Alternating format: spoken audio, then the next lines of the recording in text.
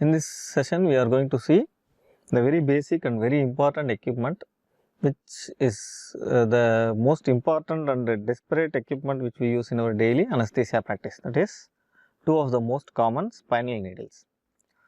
So here I have kept two commonly used spinal needles. You can see the orange color and the white color. This is the most commonly used needles from few years back. This is Quincke-Babcock type of needle. This is the other common needle. Nowadays it is being commonly used compared to this needle. This is Sproat type of spinal needle. We will see one by one what is the difference, how it is functioning. So coming to this Quincke needle, first let us see the parts. So this is the hub of the needle. This orange color is the button of the needle. And you can see the sheath, outer sheath. All these types of needles are hollow needles. You know, hollow needles like what we use for IM or IV injection. So this needle consists of two things, that is outer sheath and the inner stellate. So why it has been designed like this? Because these hollow needles, because we need a hollow needle, because we are going to puncture the dura. Once the dura is punctured, we will have a clear CSF flow which comes from through this hollow needle to the hub. So if we don't have any stellate and if the needle is hollow, when we puncture during the procedure, we are going to puncture skin, subcutaneous tissue and ligaments. So those soft tissues will get plunged into this hollow shaft or sheath of the needle. So we will not get a clear CSF. It will obstruct the flow of CSF. That's why we need a needle with a stellate. The stellate is going to avoid those complications. So the stellate, tip of the stellate will come up to the tip of the sheath of the needle. So this is the description. So this is the outer sheath, stellate, hub of the needle and the button. So it will lock, this will lock to the hub of the needle, spinal needle. So this is universally color coded. Depending on the size of the needle, the color will change. So you can see the orange color, which denotes it is a 25 gauge spinal needle. The gauges varies from 16 to 30. So as you increase the gauge, the diameter of the spinal needle reduces. That is, when you use 25 gauge spinal needle, it is very thinner compared to 22 gauge spinal needle. Because gauge is nothing but, it refers to, when you say one gauge, it refers to the number of the shaft, the number of needle shaft which we are going to place in 1 inch.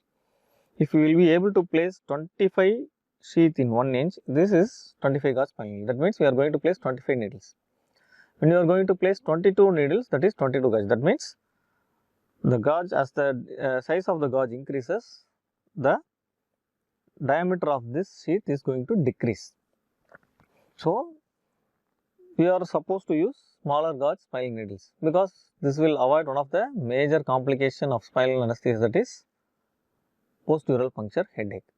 So to avoid this, there are so many factors, but to avoid, the most important factor which has invented is to use the smaller size of needles and avoid multiple puncture. So when you use smaller needles, the incidence of PDPH is going to be reduced, but at the cost of increased failure rates. But those can be easily managed with repeated practice. So now, when you see the evolution of the spinal needle, so first initially they were used very big. First spinal anesthesia was given by very big stainless steel type of spinal needle, where the hub will also be in the stainless steel. So what is the problem is, when we give spinal anesthesia, after field, if you are supposed to remove the stellate and we have to wait for the CSF flow to come out here. These needles nowadays which they are producing is transparent hub.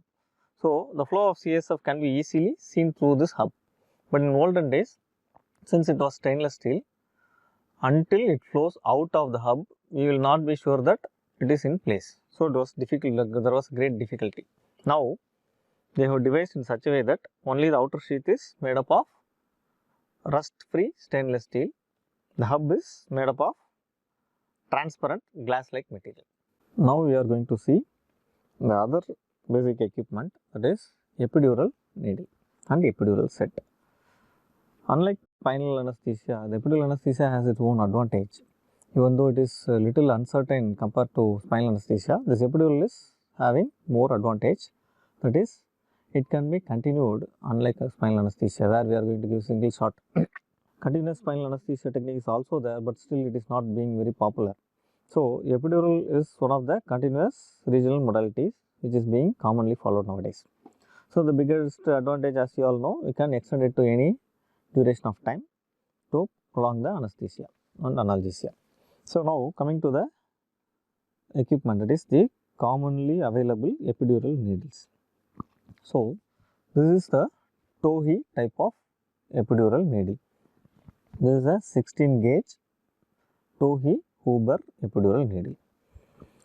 The Tohei and Huber are the persons who invented this needle. That's why it is called as Tohei Huber needle.